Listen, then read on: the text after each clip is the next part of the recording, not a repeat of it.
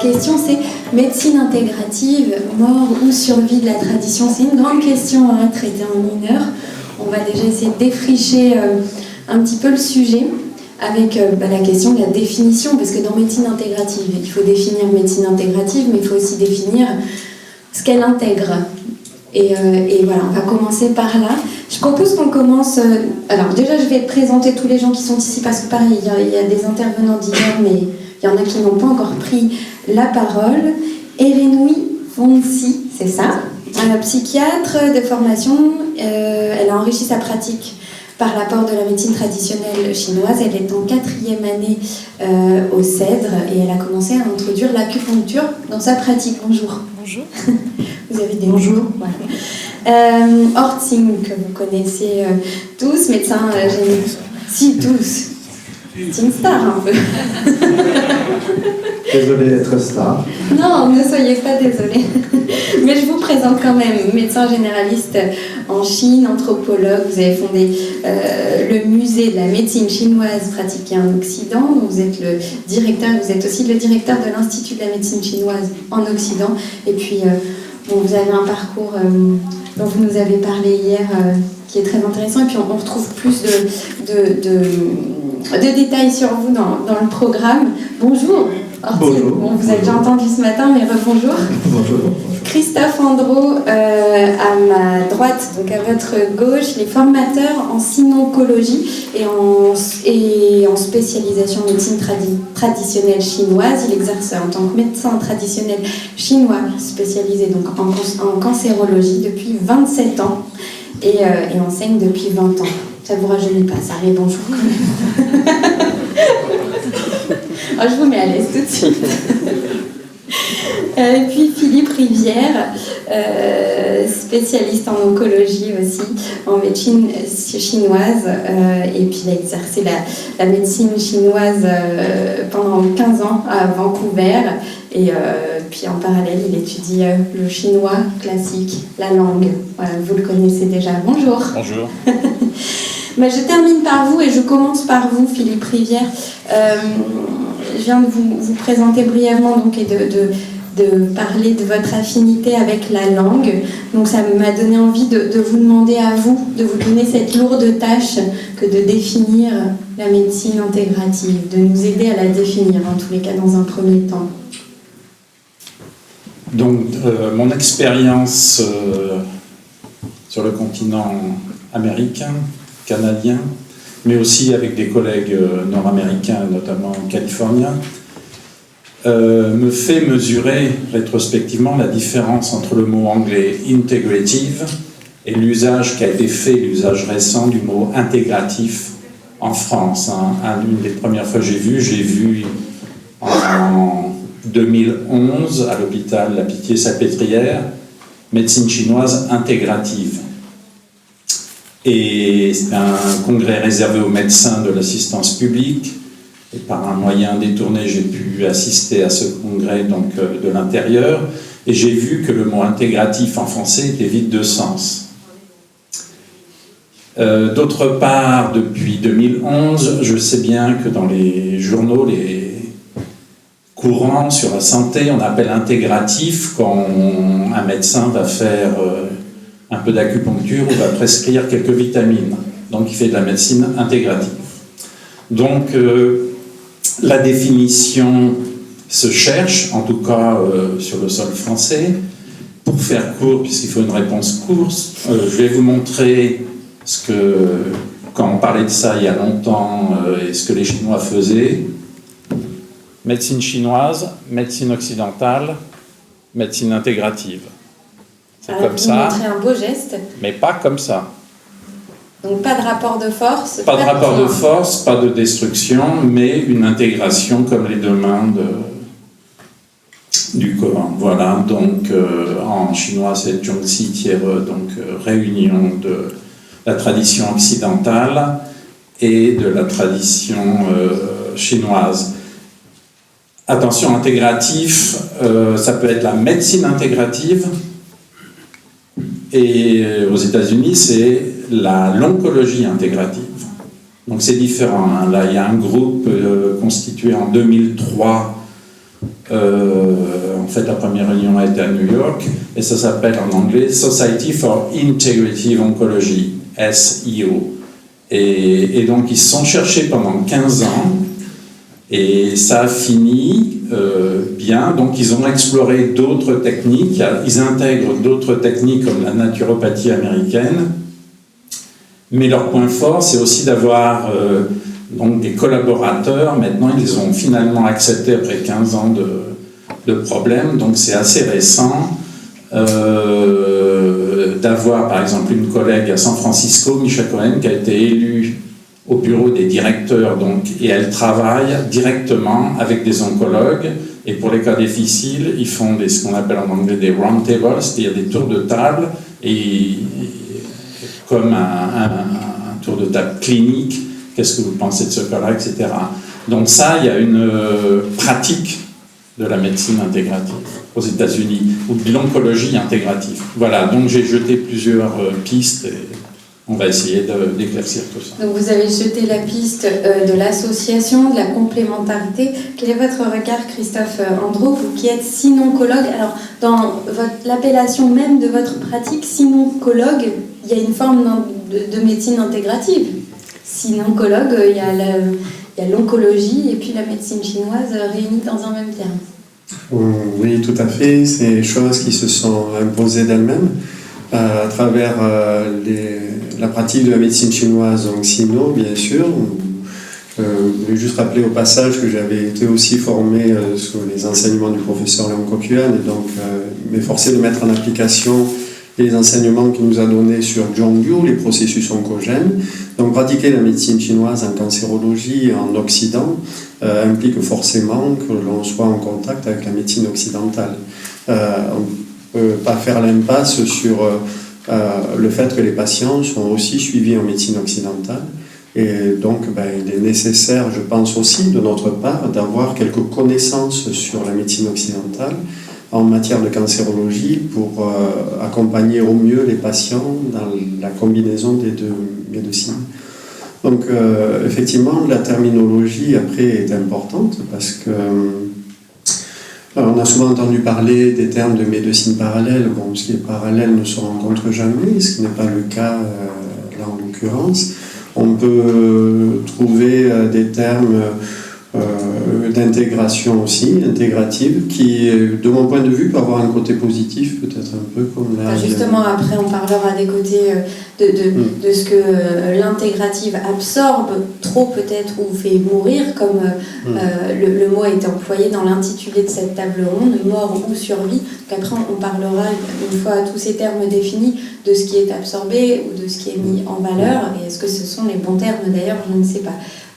Mais là, on va essayer d'en rester sur les définitions. C'est important effectivement de faire la différence entre des médecines qui pourraient être parallèles, ce qui n'est pas le cas, des médecines qui peuvent être complémentaires. Philippe Rivière a utilisé le mot de collaboration aussi. Tout à l'heure, il y a un autre mot qui vous viendra à l'idée pour définir l'intégratif tel que vous la pratiquez aujourd'hui en synoncologie. J'aurais tendance à penser au mot d'alliance, de travailler en termes de forces alliées, de réunir nos forces pour le bien des patients. Et effectivement, dans ma pratique personnelle en cancérologie, sur plusieurs années comme ça, il y a eu des échanges avec des cancérologues qui sont intéressants, d'ouverture d'esprit, où on a pu communiquer sur des choix thérapeutiques pour les patients, avec comme objectif d'apporter les informations les plus éclairées possibles aux patients, et en même temps que ce soit les patients qui, du coup, aient entre leurs mains le choix. Que ce ne soit pas le milieu médical qui choisisse à leur place, en fait.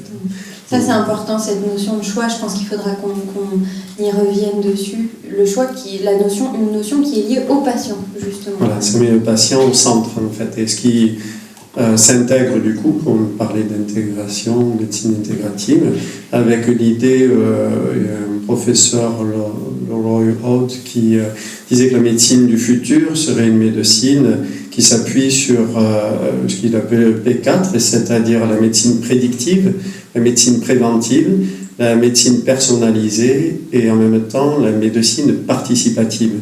Et du coup, la médecine chinoise s'intègre totalement dans ces 4 points, en fait. Elle est à la fois préventive, elle peut être prédictive par l'intermédiaire du diagnostic différentiel par syndrome qui lui est propre. Elle est aussi personnalisée, adaptée à chaque individu. Et en même temps, elle est participative, elle remet entre les mains la possibilité au patient d'être acteur de sa santé. Et ça aussi, c'est essentiel en cancérologie. Et puis le mot participatif aussi, peut-être qui correspond pas mal à la définition de l'intégrative, parce qu'il y a la participation de 2 médecines. Je me tourne vers vous, Erénoui. Vous êtes donc psychiatre et vous avez commencé à intégrer l'acupuncture dans votre pratique en cabinet. Est-ce qu'avec vous, on ne définirait pas le terme de médecine conventionnelle ou occidentale aussi, puisque dans la médecine intégrative, il y a plusieurs médecines qui s'associent. Donc peut-être qu'on va essayer aussi d'aller voir du côté des définitions de ces médecines-là. Comment vous définissez aujourd'hui la médecine conventionnelle occidentale? Vous, la psychiatrie en fait partie. Oui, tout à fait. Alors la médecine conventionnelle, c'est vrai que occidentale, elle est... Comment dire, comme elle le prétend, enfin elle souligne régulièrement, elle est scientifique. Bon. Après, qu'est-ce que ça veut dire Scientifique.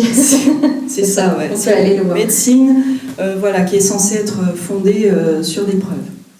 Bon, après, on ne trouve que ce qu'on cherche. Donc, pour moi, la médecine conventionnelle actuellement, elle est très efficace en termes de curatif, mais on parlait de cancer, donc elle s'est beaucoup développée effectivement dans ce domaine-là, enfin, elle a une certaine efficacité. Maintenant, elle est très morcelée déjà, en spécialités différentes, et malheureusement, justement, on perd parfois le caractère holistique dont elle est, dont la médecine à l'origine est originaire au départ avec Hippocrate et tout ça, et donc chaque spécialité est très compartimentée. Oui, on compartimente aussi le patient dans cette idée-là, et c'est un peu dommage. On compartimente le patient, et en plus, du coup, lui peut avoir un parcours, si une spécialité ne trouve pas tout de suite la cause à son problème, il va devoir errer de spécialité en spécialité, de spécialiste en spécialiste, jusqu'à aboutir au final à la psychiatrie. Souvent, quand on ne trouve pas de cause organique, c'est psychologique. Donc, mais effectivement, un patient qui erre avec une douleur chronique, mettons, depuis 1 an ou 2 ans, au bout de ce temps-là, il a des raisons d'être déprimé. Donc, malheureusement, voilà, pour moi, la médecine conventionnelle a des qualités, mais elle oublie peut-être parfois justement de communication, enfin de communiquer avec les autres spécialités. Donc, alors sauf peut-être dans certaines spécialités comme l'oncologie ou même les soins palliatifs ou des choses comme ça où il y a besoin de plus communiquer puis autour du patient. Donc, alors en psychiatrie, vous avez fait le constat du coup qu'il manquait des outils pour exercer comme vous aviez envie votre métier, et c'est pour ça que vous êtes tourné vers l'acupuncture et la médecine traditionnelle chinoise. Oui, alors c'est vrai que la psychiatrie déjà elle-même, elle est très morcelée en différents courants. Donc évidemment il y a les psychanalystes, il y a les comportementalistes, les neurobiologistes, etc. etc. Donc c'est vrai que ça donne un petit peu des fois des guerres de clochers. Et c'est un peu dommage parce que on n'arrive pas toujours à sortir d'un courant, d'une formation, tout simplement, hein, quand on n'a qu'une seule vision des choses, des pathologies, qu'une seule façon de les traiter, on n'applique que ce qu'on connaît. Malheureusement, ça ne convient pas toujours aux patients. Et Moi, je pense que la médecine doit rester avant tout pragmatique. Pragmatique pour pour remettre le patient vraiment au centre et lui apporter ce dont il a besoin. Donc, il n'y a plus de traditionnel dans la médecine conventionnelle occidentale, finalement. C'est plus qu'une médecine traditionnelle. Je ne trouve pas, non. Vous ne pensez pas. Orting? Oui. Ne croyez pas que je suis en train de rêver, même si c'est très beau d'abord. Ah oui. Mais j'ai réfléchi parce que je viens de regarder ce que je dois parler tout à l'heure, 5 minutes avant. J'ai pas rendu compte, mais c'est bon, c'était très monté. Du coup, je vais vous aider en vous posant une question, peut-être. Tu m'as mis en dernière, donc ça m'a fait monter un peu dans la tête. Pour nous aider à définir la médecine intégrative, peut-être qu'on peut se poser la question, est-ce que la médecine traditionnelle chinoise est une forme en elle-même déjà de médecine intégrative? Voilà, donc surtout je interviens comme un Chinois, n'est-ce pas? Donc je vous raconte ce qu'il passe en Chine. Bon, tout à l'heure tu as déjà... on se tutoie. Tu as déjà dit un mot tout à l'heure, là, ça veut dire que j'aime bien, c'est intégration et collaboration. Voilà. Ça, c'est les deux mondes complètement différents. Il faut d'abord, c'est pas quelque chose qu'on pourrait mettre dans le même même panier. Et donc le deuxième, à mon avis, c'est déjà naturellement fait. Ça veut dire que c'est comme un technicien qui, dans son poche, il a de vis et la tournevis et la pince, n'est-ce pas? Ça, c'est collaboration. Ça veut dire qu'on utilise en même temps les deux outils selon les situations différentes. Par contre, l'intégration, imagine, c'est ce petit technicien un peu fou, il a dit, mais pourquoi je prends deux outils?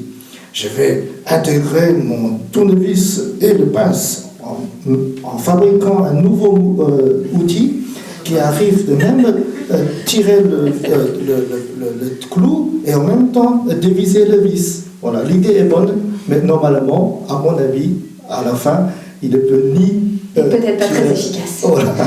Donc, ce qu'il a fait en Chine, comment tu t'appelles, Philippe, voilà, elle a évoqué Zhongxi Jiehe, c'est ça. Chaque fois, je dis aux élèves qui ont choisi cette discipline, parce qu'il est devenu officiel, je dis vous êtes ratés. Hein? Vous êtes mal orientés. C'est vraiment quelque chose, il ne faut pas le faire. Il ne faut pas mélanger les deux choses ensemble. C'est comme un cheval qui fait un mule, donc c'est raté parce qu'il ne peut plus faire de petit après. Et donc, pour moi, c'est... Pourquoi les deux choses ne peuvent pas... on parlera plus tard. C'est pour montrer qu'il y a deux sortes d'intégration. Un, c'était vrai, c'est vraiment mélanger les deux médecines ensemble. Imaginez, bon, les Chinois sont très intelligents et aussi beaucoup d'imagination. Donc il a dit, mais, puisque j'ai des médecines occidentales qui étaient bien, il a de l'autre côté, les médecines chinoises n'étaient pas mauvais non plus, et on va marier ensemble, et il aura le beau bébé. Mais désolé, il avait une histoire, maintenant, c'est un grand écrivain qui s'appelait Schopenhauer, non, c'est quelque chose comme ça, en anglais. Et il y a l'autre qui est danseur américain très belle, ils se rencontraient, je ne sais pas si c'est vrai ou pas, il a dit, c'est des blagues hein, à mon avis. Il se trouvait dans la soirée, le danseur dit que mais on doit se marier, comme ça non seulement notre enfant a votre intelligence, aussi à ma beauté. L'autre dit oui, mais si cet enfant aura mon physique et votre intelligence, et ça sera raté. C'est ça. Bon, il y a des risques à la fusion. C'est ce qui vous gêne dans l'intégration, c'est l'idée de fusion. C'est ça, exactement. Et tout le hasard qu'il peut y avoir dans l'idée même de fusion, finalement. L'idée c'est bonne, mais le résultat, on n'est pas assuré. Hein, donc. Alors, oui, on dirait. On va rebondir là-dessus. Donc, quelques idées comme ça pour répondre à Orting. Déjà, alors, bien sûr, il faut prendre des précautions d'usage. Hein, il ne faut pas prendre ce que je vais dire comme définitif. Il faut arrondir les angles, etc. Moi, ce qui me gêne, c'est que ça s'est peut-être amélioré, mais quand même relativement récemment. Quelqu'un qui est en Chine, où il y a des milliers de demandes, donc qui arrive, qui veut faire médecine chinoise, il a un cursus au départ de 5 ans, où ils vont faire 2 ans et demi de médecine occidentale, 2 ans et demi de médecine chinoise. Résultat des courses, ils savent ni l'un ni l'autre, après 5 ans d'études. Hein. Donc ça s'est peut-être amélioré, mais c'était comme ça encore récemment. Là, il y a confusion sur un autre sujet, là, ce qu'on va parler, parce qu'on parlait d'oncologie intégrative. Hein. Donc, vu la difficulté, à la fois pour les praticiens de médecine chinoise ou pour les oncologues de médecine occidentale, la difficulté de ces 200 maladies que représente le mot cancer, en tenant compte des effets secondaires bien connus des chimiothérapies ou de la radiothérapie, et maintenant de ce nouveau traitement très mal nommé qui s'appelle l'immunothérapie.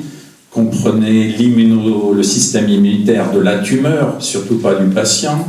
Donc ils s'aperçoivent qu'il y a des effets secondaires très importants avec cette technique qui est mise en pratique clinique depuis quelques années seulement. Donc vu la difficulté de tout ça, en oncologie, l'intégration est presque une demande des deux côtés. Je dirais plus une nécessité. Hein. Donc je ne vais pas monopoliser la parole, mais après, là, je vous traduirai rapidement de l'anglais un petit papier, un vieux papier que j'ai retrouvé, mais qui est intéressant, qui dit les différences en quelques points entre la tradition médicale occidentale et la tradition médicale que les Anglais appelaient toujours Eastern Oriental, c'est-à-dire orientale, pour inclure les différences vietnamiennes, coréennes, japonaises. Alors allez-y, vu qu'on est dans les définitions. Non, mais peut-être quelqu'un veut commenter sur ce que j'ai dit, puis on revient. Est-ce que quelqu'un veut commenter? Bon, voilà, vous pouvez enchaîner alors, Philippe, avec votre texte qui va nous aider à définir. Les questions du public, ça sera après. Ce sera après. Ne vous inquiétez pas, je gère. Donc j'ai retrouvé ça complètement par hasard, mais bon, c'est comme ça. Je vais commencer par le point de vue occidental et après le point de vue oriental, plus exactement, donc médecine chinoise. Donc, quelques points. Quelle est la vue médicale de ces deux systèmes? L'occidental, c'est bien sûr un aspect scientifique, alors que la tradition orientale, c'est plus philosophique. Hein. Au niveau du diagnostic et du traitement, l'occidental, c'est analytique. L'oriental, c'est plus une globalité, ça prend plusieurs points. La distinction clinique, les traditions, la tradition médicale conventionnelle, c'est on va s'occuper du problème local, alors que la tradition orientale, ça va être plus une globalité, donc par le système des méridiens, etc.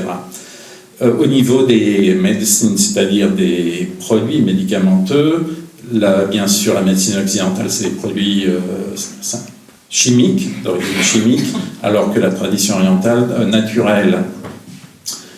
Au niveau de la méthodologie pour faire des études, la tradition occidentale va s'appuyer donc sur des études cliniques et sur des résultats de laboratoire, alors que la tradition orientale va s'appuyer sur une expérience humaine, tirée des IAN, des rapports médicaux, etc.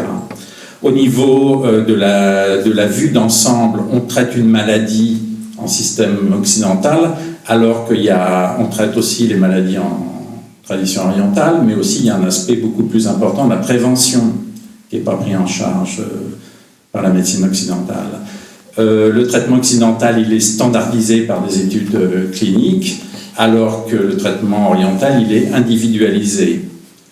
Les buts du traitement en médecine occidentale, c'est la réduction de symptômes et la disparition de symptômes, alors que le traitement oriental est plus ce qu'ils appellent, et là aussi c'est une difficulté de traduction en anglais, healing, et le ING montre une progression, et donc on traduit ça par guérison, qui est plus quelque chose dans le temps. Donc le mot anglais est beaucoup plus fort que le mot français que si on traduit par guérison. Hein.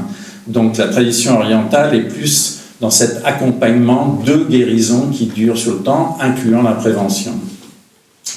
Enfin, bien sûr, le traitement occidental de médecine occidentale est plus agressif, invasif, c'est-à-dire qu'il y a des effets secondaires, alors que le traitement oriental est plus naturel en minimisant les effets secondaires. Voilà, donc c'était un vieux papier, ça demande à être réactualisé, mais c'est intéressant de voir quand on parle d'intégration de ces deux vues. Alors, est-ce que c'est possible d'intégrer? Alors, est-ce que c'est possible et comment? C'est surtout la question. Alors, il y a dans la définition de la médecine intégrative, il y a aujourd'hui quand même un critère d'éligibilité, c'est-à-dire que toute médecine ne peut pas être intégrée à la médecine occidentale pour être reconnue comme médecine intégrative. Et je voudrais qu'on revienne sur ce critère d'éligibilité. Alors j'ai un très mauvais accent anglais, mais le National Center of Complementary and Alternative Medicine précise que la médecine alternative est une combinaison entre les thérapies issues des médecines conventionnelles et celles issues de la médecine alternative si ces médecines ont des données scientifiques vérifiables qui leur permettent du coup d'être intégrées. Quelle est votre position par rapport à ce critère d'éligibilité d'une médecine pour qu'elle soit intégrable entre guillemets? Pour qu'elle soit intégrable, il faut des études cliniques. Oui, c'est ça. Il y en a des milliers d'études cliniques qui intègrent qui prouvent la valeur de la médecine chinoise et surtout du potentiel de la pharmacopée chinoise. Alors, dans le cadre de la médecine traditionnelle chinoise, oui, mais il y a plein d'autres médecines qui pourraient être une valeur ajoutée. Là, j'en sais rien, on va pas étendre. Il n'y a pas trop de médecine, justement. Il y a des techniques. Ce que je veux dire, c'est que du coup, ce critère exclut beaucoup de médecines et de pratiques. Oui, parce que ce ne sont pas des médecines. Par exemple, l'ostéopathie n'est pas une médecine. Ça ne veut pas dire qu'elle n'a pas de valeur, mais c'est plutôt des techniques. La médecine suppose une globalité, différents critères que je viens de nommer. Donc, il n'y en a pas. Il y a la médecine ayurvédique, mais il y a des médecines locales, mais qui n'ont plus l'ampleur. Donc voilà, il faut creuser ça en tant qu'historien et ethnologue de la médecine. Il faut peut-être dépasser ce critère. Je ne sais pas quelle est votre position, Christophe Andreau. Je n'ai pas vraiment de position par rapport à ce point-là, c'est un sujet que je ne connais pas suffisamment. Par contre, c'est vrai que sur le côté scientifique de la médecine allopathique, qui veut intégrer comme ça d'autres médecines, tout à l'heure il a été dit par Philippe que la médecine chinoise était plutôt sur des fondements philosophiques, la médecine allopathique plutôt scientifique, ce qui voudrait sous-entendre quelque part que la médecine chinoise n'est pas scientifique à la base.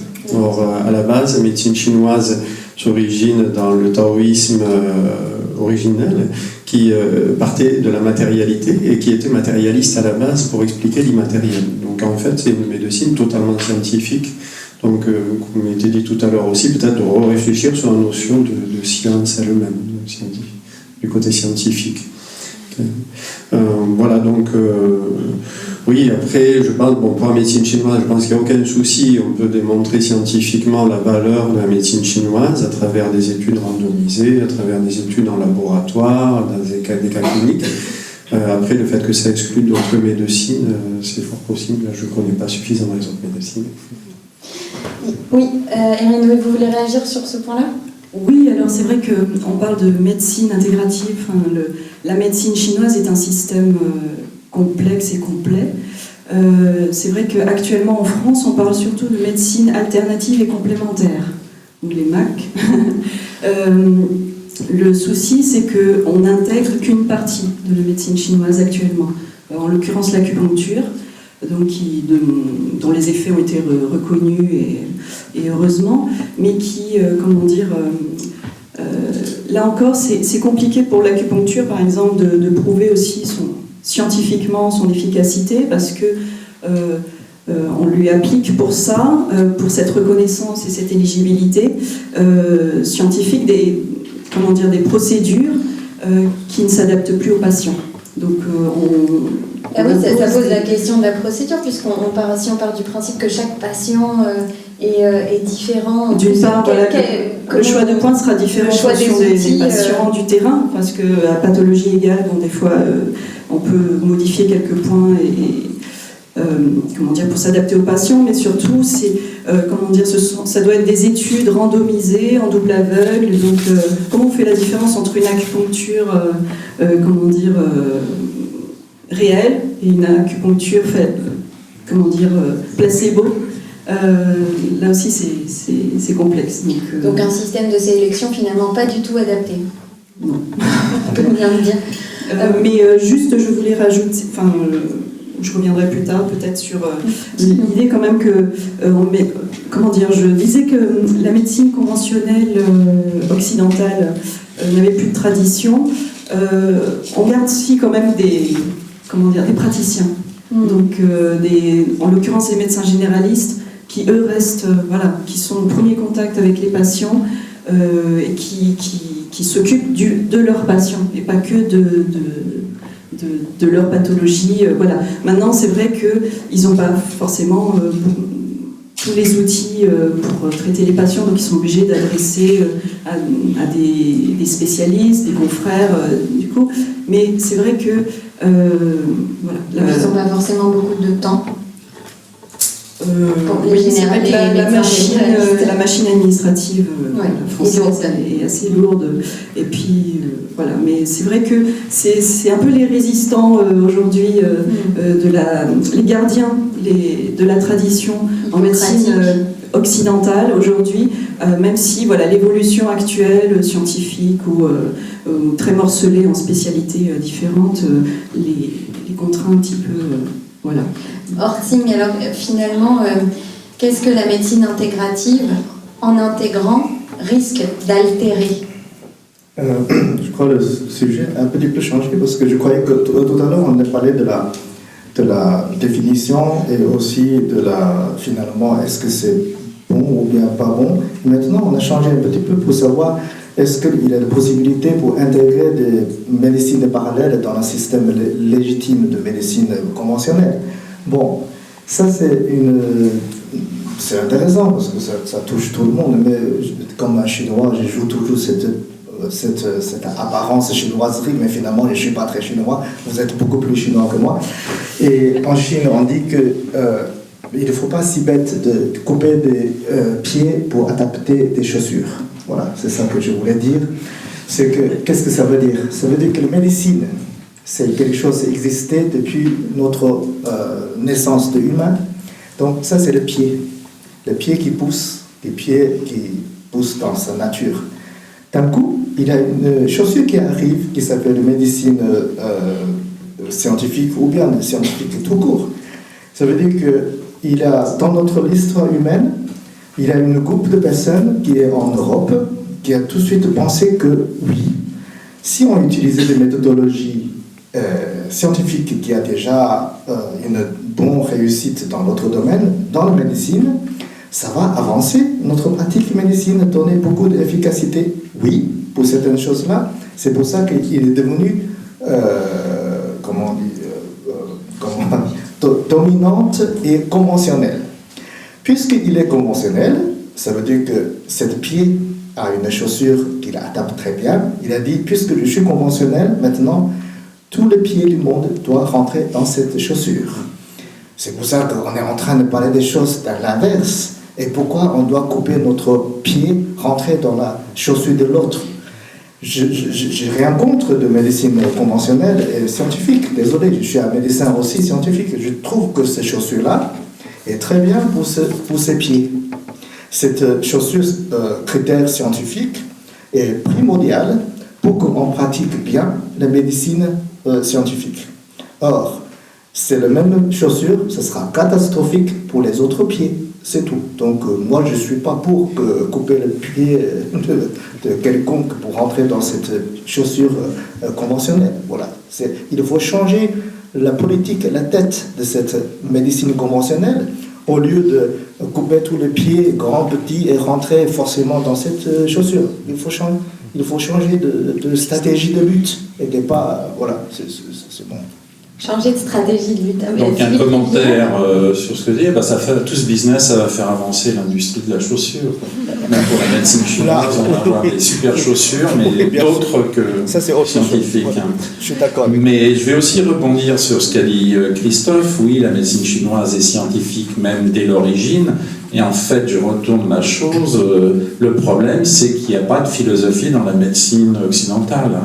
Donc, philosophie de la santé, la prévention et tout ça. Donc, quand je dis philosophie, il ne faut pas lire un truc fumeux et tout. Au contraire, ça, comme la physique quantique, on retrouve des choses dans le taoïsme primitif, etc. Donc, ce n'était pas dévalorisant comme terme, au contraire. C'est bien la médecine occidentale qui a un gros problème. Voilà.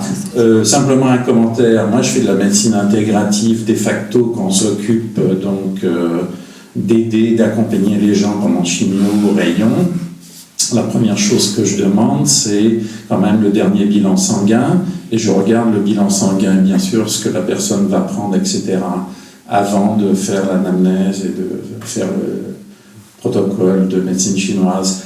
Et je ne suis pas redondant, et je dis ça très clairement, quand je regarde le bilan sanguin, on peut se former à utiliser des données scientifiques, entre guillemets, c'est-à-dire une anémie, etc., une baisse des plaquettes, avec des critères chinois. On peut faire des passerelles. Bon, comme c'est une passerelle, on est au-dessus du vide, donc il faut faire attention, il faut être intelligent, il ne faut pas être étroit d'esprit, mais on peut, peu à peu, et ça s'est fait en Chine, donc il y a des passerelles qui existent, on peut les utiliser. De toute façon, la médecine chinoise, un rappel, on s'appuie toujours sur la tradition, c'est-à-dire le docteur Léon parlait d'une chose et puis le séminaire suivant, il reprenait la même chose et ça tourne et à un moment, ils ajoutent quelque chose.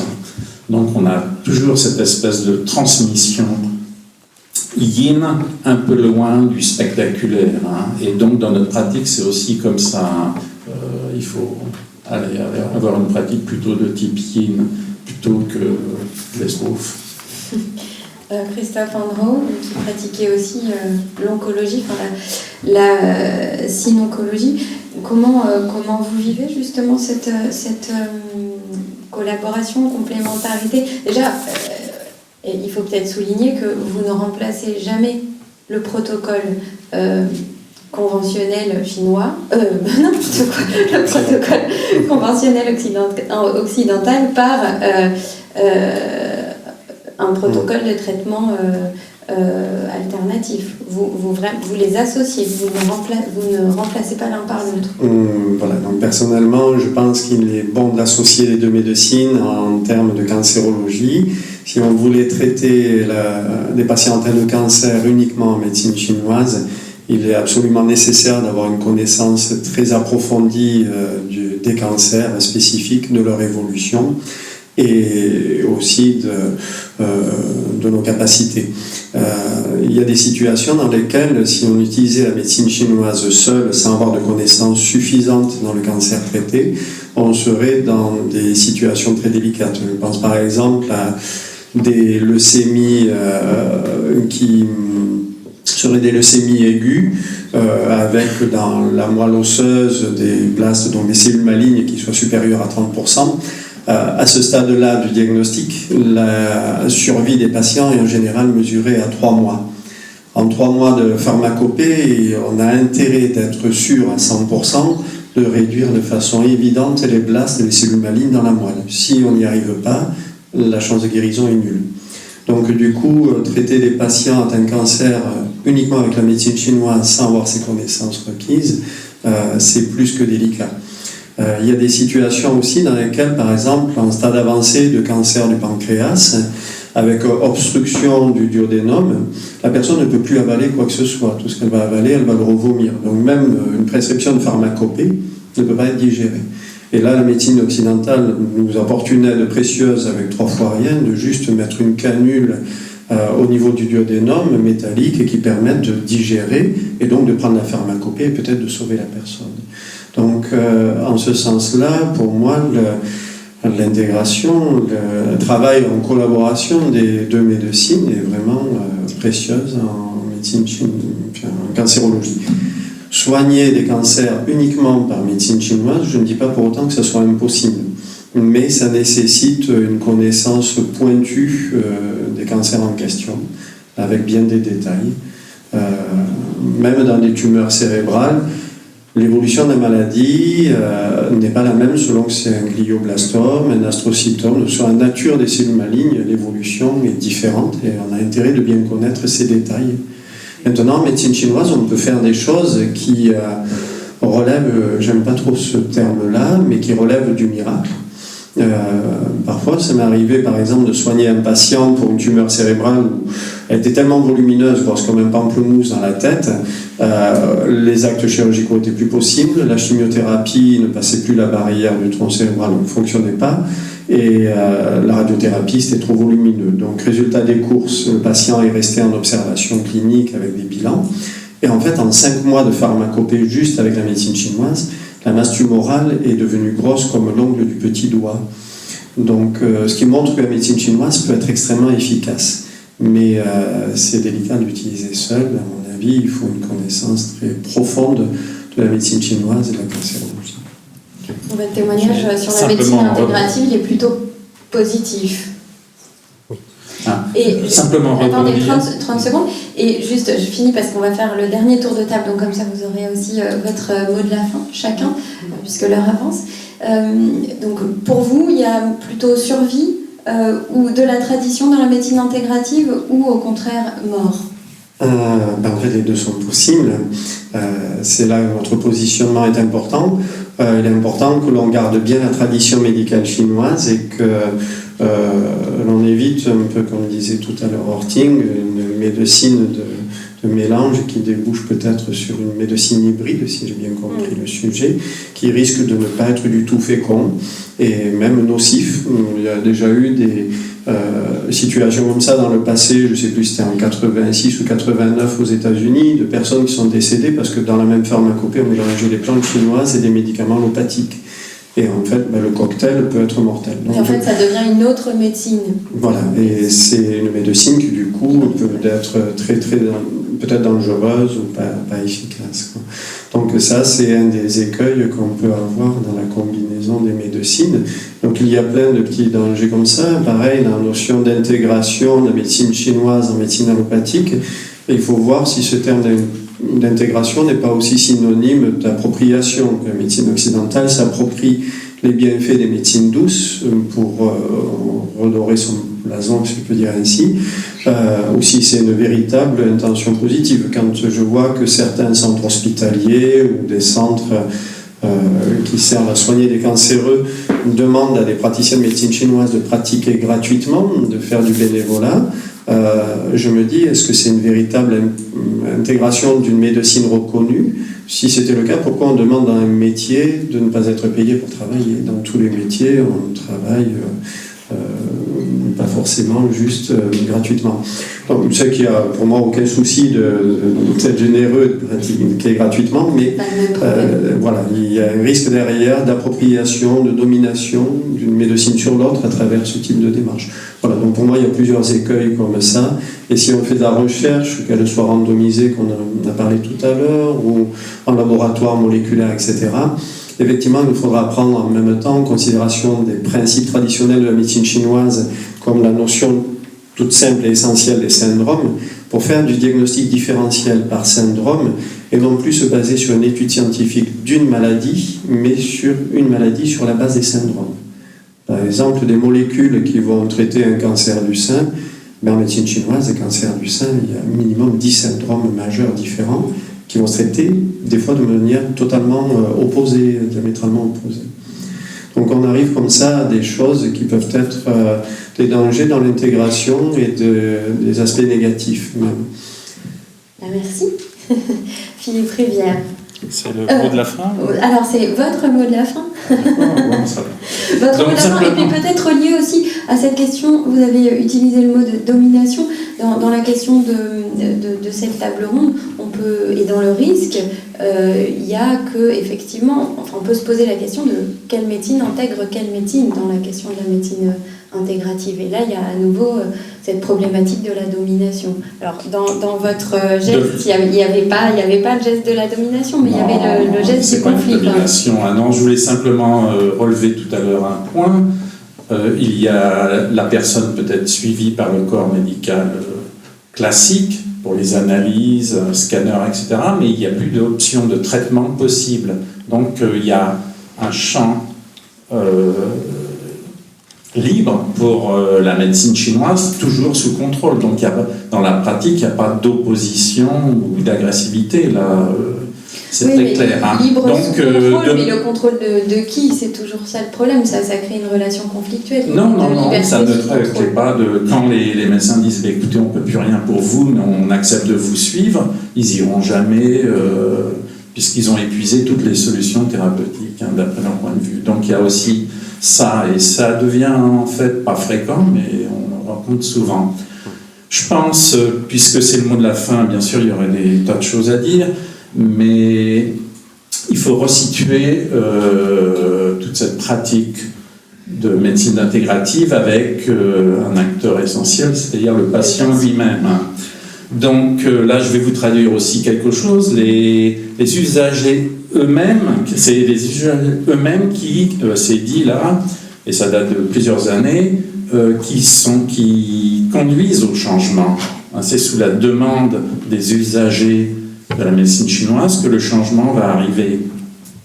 Et l'ancien directeur d'un organisme, Institut de santé américain, dit « Et parmi les usagers de la médecine, il y en a beaucoup qui sont des médecins. » Et il a dit « J'ai vu beaucoup de médecins qui avaient un problème de santé grave, qui n'étaient pas aidés par les thérapies conventionnelles, qui deviennent usagers. » Donc on voit bien que tout ça, c'est quand même fluent, il ne faut pas l'oublier.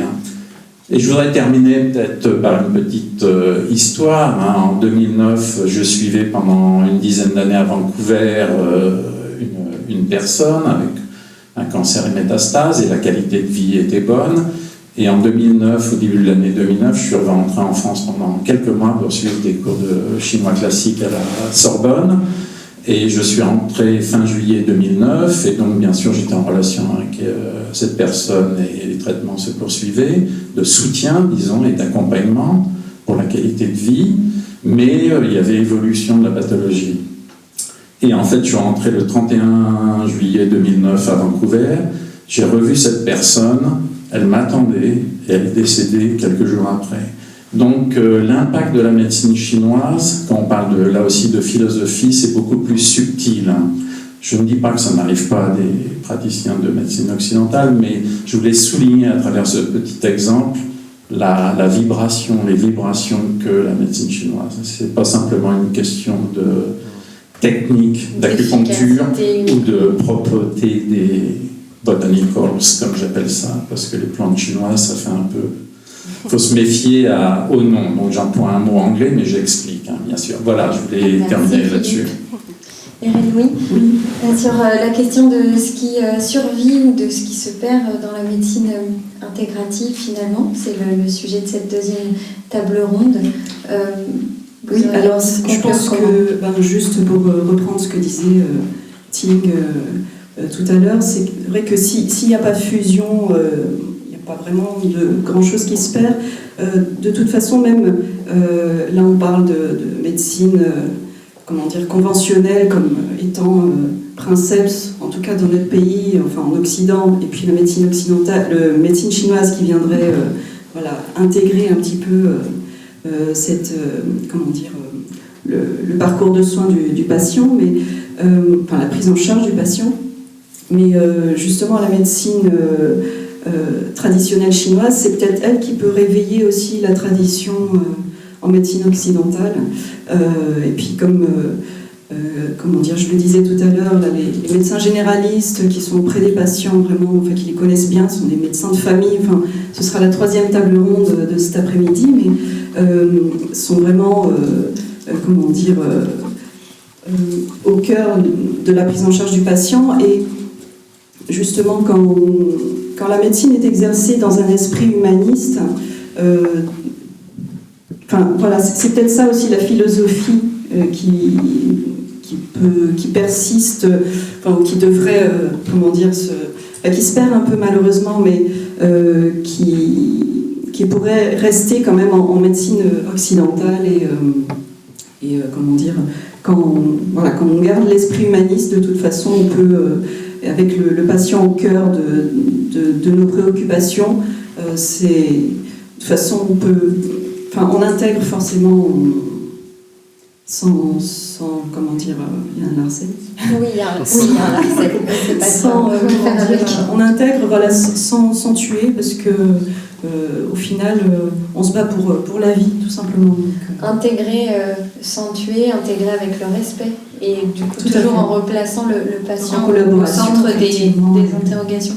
Ça me rappelle finalement nos premiers échanges et la première table ronde, parce que là, le mot finalement qui me vient en vous écoutant tous dans cette idée de médecine intégrative, si on doit en tirer quelque chose de positif, c'est la rencontre de deux médecines et les échanges, et puis le fait que l'une peut sublimer, c'est peut-être un mot trop fort, mais soutenir et sublimer l'autre, plus que évidemment la contrôler, l'écraser, lui prendre juste le meilleur pour en tirer profit, etc. Est-ce que Horting, vous voulez conclure? Je suis obligé. Parce Vous que êtes un peu obligé, parce que vous je suis êtes en la silence. star. Je manque un tour en plus. Eux, ils ont passé 2 tours. C'est vrai, vous les avez comptés. Comme quoi, la médecine chinoise. Je n'ai pas grand-chose à dire. Bon, finalement, donc il faut d'abord séparer 2 choses ensemble. On est finalement par les 2 choses sont différentes. Une, c'est la collaboration, l'autre, c'est l'intégration. Donc pour le premier, je suis pour, comme tu l'as dit, donc, pour sauver la vie, il n'y a pas de prix. Même pour faire de l'hypnose, pour faire le saut, tout ça, si la vie, c'est la vie. Si toi, tu essayes de retarder de votre retour en Canada, tu vas peut-être donner quelques mois de vie pour votre patient. Il faut pas penser ça. Tout est bon. Donc collaboration, c'est bon. Mais intégration, attention. Ce que je pense, tout à l'heure, je me suis dit, c'est comme faire de graffé d'un pomme et de poire, n'est-ce pas? Comme dessiner, c'est ça? De graffer. Greffer, d'accord. Donc d'abord, il faut être intelligent pour savoir est-ce que les 2 choses est greffable. Greffable. Bon, donc pour moi, comme tu l'as dit tout à l'heure, tu l'as dit une liste de différences entre médecine chinoise et médecine occidentale, mais finalement, il n'y a que 3 niveaux. Qu'est-ce que c'est là? C'est la philosophie, d'abord. La philosophie, c'est découle la méthodologie. La méthodologie découle les séries de techniques diagnostiques et thérapeutiques. Donc, ce n'est pas la peine de parler de tout ça. Il n'y a pas un qui est mieux que l'autre. Les choses de bien, c'est être cohérent avec ces 3 niveaux. Si c'était bon, c'est une bonne médecine. S'il y a des choses qui ne va pas, ça ne colle pas. Donc, dans ton liste, pour dire que la médecine occidentale qui a supprimé les symptômes et l'autre qui est... Mais il faut arrêter de parler de tout ça, parce que c'est quelque chose, pour moi, ce n'est pas vrai. La médecine occidentale n'était pas seulement supprimée des symptômes, attention. On a quand même traité le mal pour enlever la cause. Pour la médecine chinoise, je suis désolé. Bien sûr, on dit que c'est pour la je sais pas moi, de déficience de yin du rein. Mais qu'est-ce que c'est la déficience du rein? Ce n'est qu'une série de symptômes, je suis désolé. Si on dit quelqu'un qui va supprimer des symptômes, c'est la médecine chinoise, ce n'était pas la médecine occidentale. Donc, il faut être honnête. Je sais très bien que ces mots-là, ça vous dérange, mais je suis assuré. Vous savez très bien que je ne suis pas un Chinois, je suis un ami. Donc je suis pour. Il y a un petit peu de provocation quand même. Je suis pour. Tout ça pour dire que la médecine occidentale c'est pourri, il est seulement traité la tête quand la tête est mal, il est traité que des causes, il est donné beaucoup d'effets secondaires. Mais des effets secondaires, mais je suis désolé, non, ça colle pas du tout là. Il ne faut pas qu'on continue de se défendre avec le mensonge. Je suis pas du tout d'accord avec tout cette truc-là qui circulait, qui est pourri, qui intoxiquait des grands publics. Si on dit il a autant de défauts, il y a autant de défauts de médecine chinoise dans ces 3 niveaux. Je suis désolé, il y a autant de qualités dans ces 3 niveaux chez la médecine occidentale. Ce qui n'est pas bien, c'est l'imbécile des praticiens. Tu ne peux pas dire que le pince est mauvais, le tournevis est mauvais. Mais non, ça dépend comment tu l'utilises, mon cher, n'est-ce pas? Si tu l'utilises dans le bon moment, voilà. Si vous cherchez trop, on ne va pas manger, c'est sûr. Moi, j'en reviens à des choses matérielles. Tu sais, il y a, dans les objets surréalistes, il y a des pinces et des tournevis et ça fonctionne très bien, c'est possible. Bon, en tous les cas, pour Hortim, tout dépend du praticien, de l'individu et du comment. Il ne faut pas accuser la médecine, il faut accuser le praticien. Désolé. Si on utilisait un outil, pas dans le bon moment, pas dans l'objet, bien sûr, il va donner des effets secondaires. Quand vous allez utiliser la médecine chinoise, pas dans le bon moment, désolé, vous allez tuer les gens. Donc on en revient encore à l'intention, à l'individu, à remettre le patient au cœur. Arrêtez de tout ce débat qui mélange de la médecine, de praticien et aussi de résultats. Vous voyez, on a trop envie de se défendre. Parfois, on a dépassé de mesures. Donc, être tranquille, être raisonnable, être vraiment pied à terre. Et là, on commençait à discuter. Alors, pour moi, collaboration, pas de problème. Intégration, il faut savoir. Voilà, intégration, il faut savoir, est-ce que c'est.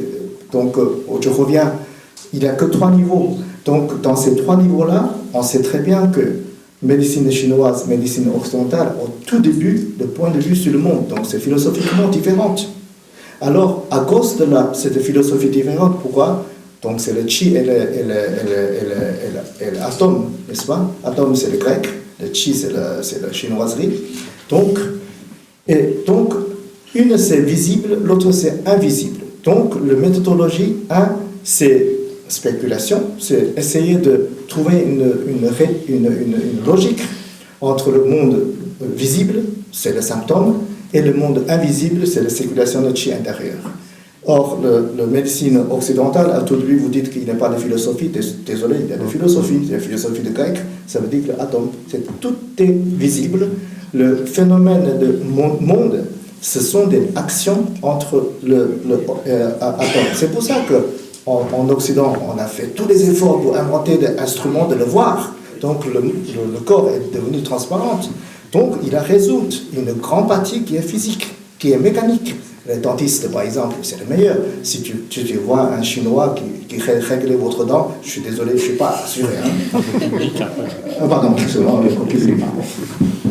Ça veut dire que les deux médecines-là, en tout début, on ne peut pas les greffer ensemble. Donc, les Chinois ont envie de le faire finalement, c'est perdu une poire vers le pomme. Ça veut dire que c'est greffé, c'est la mort de la médecine chinoise. Je suis désolé. Donc c'est la plus bête du monde, c'est en Chine. Heureusement, à mon avis, aujourd'hui, ce sujet-là, c'est un peu bizarre. Normalement, ça ne doit pas être produit ici. On n'a jamais pensé greffer la médecine chinoise dans la médecine occidentale. Ça, c'est le bêtise des Chinois qui le fait. Ici, on ne fait pas. Vous êtes intelligent. Je suis assuré. Mais le danger, c'est que, désolé, vous êtes en train de faire ce que j'ai craint que la médecine occidentale fait pour la médecine parallèle, pas parallèle. J'ai entendu parler de Joël là, en ce moment. Je suis là. Vous êtes là. Ah, vous êtes là. On est en train de, légitimiser la médecine chinoise. Légaliser. Non, on est en train d'essayer de légaliser. D'accord. Mais fais gaffe. Vous allez peut-être vous allez faire même erreur que la médecine occidentale fait vous. Vous allez essayer de greffer toutes les différentes choses-là vers votre propre critère. Là, à mon avis, ça, c'est une mort de la tradition. Alors, réfléchis bien. Le monde est varié, le corps est en différents niveaux, donc la maladie se présente aussi très variée. Au lieu d'avoir qu'un seul outil, je préfère avoir plusieurs outils. Donc, je ne les greffe pas, je les propose tout dans mon poche. Et comme ça, Dès qu'il a besoin, j'ai sorti un outil pour le faire. Mais il demandait beaucoup d'intelligence. Si tu trompes l'outil, et tu vas rater ton travail. C'est tout. Merci beaucoup. C'est la super dernière bonne conclusion. Merci beaucoup.